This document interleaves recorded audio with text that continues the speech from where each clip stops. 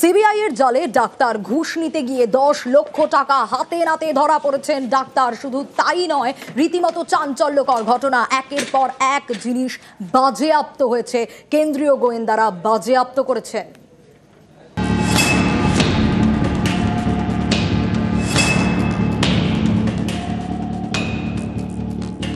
চিকিৎসকের বাড়িতে সিবিআই হানা।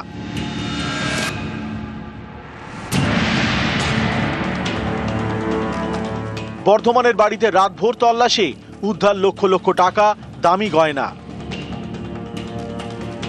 সিবিআই এর দাবি, ঘুষ নিতে গিয়ে শনিবার রাতে কলকাতায় হাতে নাতে ধরা পড়েন চিকিৎসক তপন কুমার জানা। তার কাছ থেকে উদ্ধার হয়েছে ঘুষের 10 লক্ষ টাকা। এরপরেই বিভিন্ন জায়গায় অভিযান। মোট 54 লক্ষ টাকা উদ্ধার করেছে সিবিআই।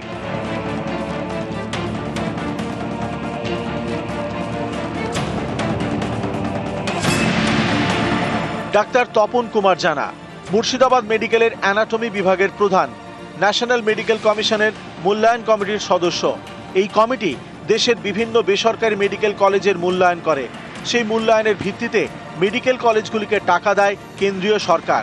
অভিযোগ, পদের অপব্যবহার করে কর্ণাটকের একটি বেসরকারি মেডিকেল কলেজকে সুবিধে পাইয়ে দিতে গিয়েছিলেন তপন কুমার। তার বিনিময়ে 10 লক্ষ টাকা ঘুষ। এই ঘুষ নিতে গিয়ে কলকাতায় হাতে নাতে পাকড়াও। সিবিআই এর জালে মুর্শিদাবাদ মেডিকেলের ডাক্তার। চিকিৎসক তপন কুমার জানাকে গ্রেপ্তার করেছে সিবিআই।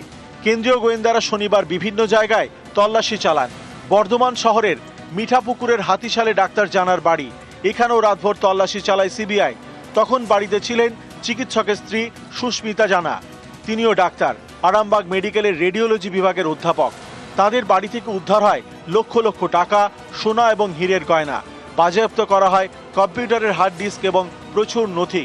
ওনাদের সার্চ ওয়ারেন্ট নিয়ে এসেছিলেন যে আমরা একটা সার্চ করবো, আমাদের এই ইয়ে আছে, মানে এই অর্ডার আছে আর কি। কি কারণে কিছু করেছে না, সেই কিছু আমি জানি না। ডক্টর তপন কুমার জানা, উনি কি মুর্শিদাবাদ মেডিকেল কলেজের অ্যানাটমির এই আছে? ওর সঙ্গে যোগাযোগ হয়নি। আপনি কি ম্যাম রেডিওলজি ডিপার্টমেন্টে আরামবাগ মেডিকেল কলেজে আছেন প্রফেসর? এই রাতে 10:30-15 আর গেলেন যখন সকালে? সকালবেলা ঘুম থেকে উঠে দোকান খুলতে আসার সময় আমি শুনলাম যে এরকম ব্যাপার, কিডনি পাচার না কিছু হয়েছে। ওনার বাড়ি থেকে 24 লক্ষ টাকা পুলিশ নিয়ে গেছে। হিরে, গয়না, যাবতীয় আরও অনেক কিছু সরঞ্জাম নিয়ে গেছে। ব্যাংকের অ্যাকাউন্টে নাকি কোটি কোটি টাকা শুনলাম। রবিবার চিকিৎসক তপন কুমার জানাকে তোলা হয় ব্যাংশাল আদালতে। 3 দিনের ট্রানজিট রিমান্ডের নির্দেশ দেন বিচারক। ডাক্তার জানাকে দিল্লি নিয়ে যাচ্ছে সিবিআই। সেখানে তার বিরুদ্ধে মামলা দায়ের হয়েছে। নিউজ 18 বাংলা। জলপাইগুড়িতে কাটলো জল প্রকল্পের জট। অনিচ্ছুক জমিদাতাদের সঙ্গে পুরসভার বৈঠক, আর তাতেই জট কাটলো। আর এতে উপকৃত হবেন সাধারণ মানুষ, কারণ ইতিমধ্যে পাইপলাইন বসানোর কাজও শুরু হয়েছে।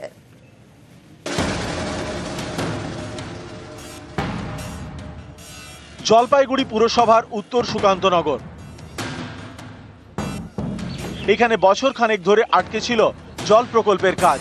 জলের পাইপলাইন বসানোর কাঁটা ছিল মাত্র 50 মিটার জমি।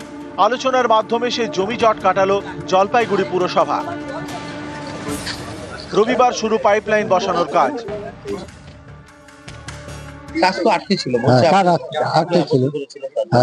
আমার ভাগিনাগুলো না করছিল, না আমি বলেছি যে আমার বাবার সম্পত্তি আমি দিয়ে দিই।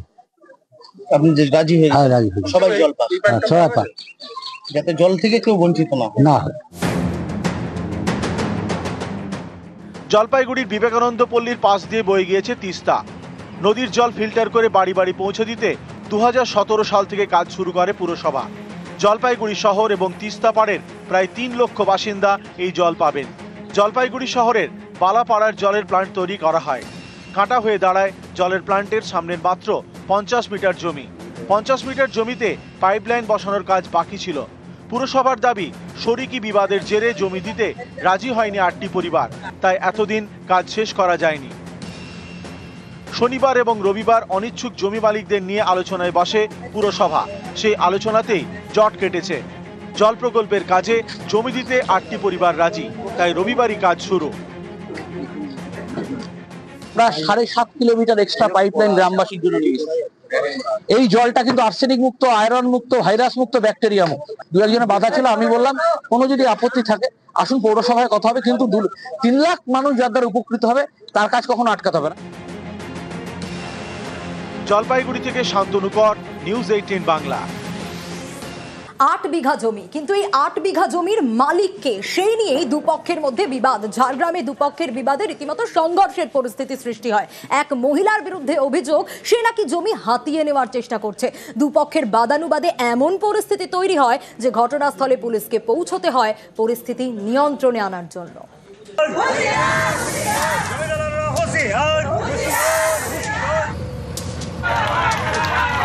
ঝাড়গ্রামের গড় শালবনী, এখানেই জমির মালিকানা নিয়ে হাওয়া গরম। এই 8 বিঘা জমি নিয়েই বিতর্ক। এই জমিতে কাজু চাষ হয়, রয়েছে আম বাগানও। কাজু আর আম বিক্রি করে 70টি আদিবাসী পরিবারের সংসার চলে। তাদের দাবি দীর্ঘ 50 বছর ধরে তারা এই জমিতে চাষ করেন। শনিবার এই জমি দখলের চেষ্টা করা হয় বলে অভিযোগ উত্তর 24 পরগনার বারাসাতের বাসিন্দা কাবেরী ঘোষ। শনিবার তিনি গড় শালবনীতে যান। 8 বিঘা জমিটি নিজের বলে দাবি করেন। তার সঙ্গে ছিলেন এলাকার এক প্রমোটার। আর্থ মুভার নিয়ে জমি দখলের চেষ্টা করলে বাধা দেন স্থানীয়রা। শুরু হয় তর্কাতর্কি, সেখান থেকে ধাক্কাধাক্কি। কলকাতার মহিলা ইনি আসেন, বলছে আমার এই নামে পাট্টা আছে এই জায়গা। আজ 50 বছর আমরা এখানে কাজই করছি। কতদিন খাস ছিল, এখনই উনি আসেন বলছে আমার আয়তি জায়গা। আমাদের কাগজও আছে, এই মহিলা অরিজিনাল। তদন্ত হোক, এটাই চাই। কাগজ আমি এদের হাতে দিয়েছি প্রথম দিন। শুধু তাই না, আমার আধার কার্ড বলেছে মিথ্যে, আমার কাগজ মিথ্যে। প্রথম দিন 2টো কাগজ, যার মধ্যে আমার জমির মাপ থেকে শুরু করে সবকিছু আছে। শেষমেশ পুলিশ গিয়ে পরিস্থিতি নিয়ন্ত্রণে আনে। ঝাড়গ্রাম থেকে রাজু সিং, নিউজ 18 বাংলা। নজর রাখবো হাসনাবাদের দিকে, কারণ ইছামতির পাড় দখল করে বেআইনি নির্মাণ, দোকান তৈরির ছক। কার বিরুদ্ধে অভিযোগ? কাউন্সিলরের বিরুদ্ধে এই অভিযোগ। কিন্তু কাউন্সিলর কি বলছেন? পাল্টা দাবি করছেন তিনি নাকি পরিস্থিতি সামাল দেওয়ার জন্য সেখানে গিয়েছিলেন। বেআইনি নির্মাণের সঙ্গে তার কোনো যোগাযোগ নেই।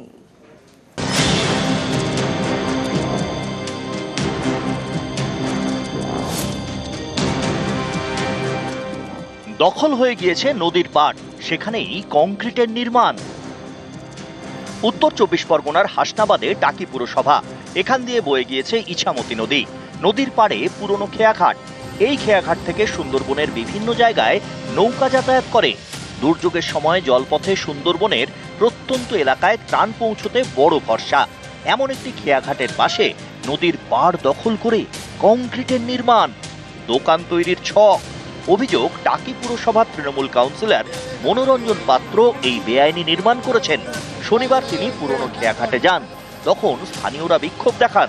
বন্ধ হয়ে যায় কাজ।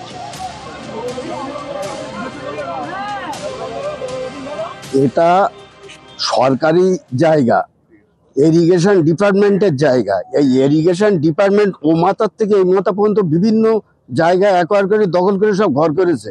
আমরা চাই সরকারি প্রশাসন এই অবৈধ নির্মাণ বন্ধ করুক।